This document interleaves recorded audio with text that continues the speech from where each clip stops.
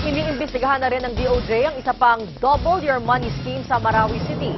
Hindi na rin makalabas ng bahay ang promotor ng investment scam na milyon-milyong piso na umano ang natangay sa mga investor. Nagpapatrol, Sheila Labrador. Sa kampo ng mga sundalo sa Marawi City, nagtago si Jacob Coco Rasuman noong Agosto. Dahil hinahanap umano siya ng mga galit na imbestor, nasangkot siya sa hinihinalang Double Your Money o Ponzi scam.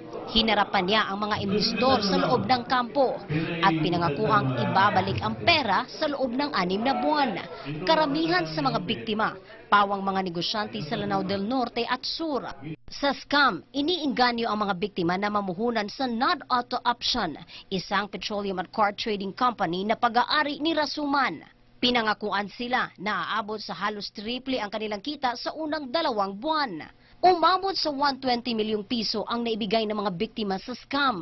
Ang masaklap, hindi rehistrado sa Security and Exchange Commission ang Nod Auto Option.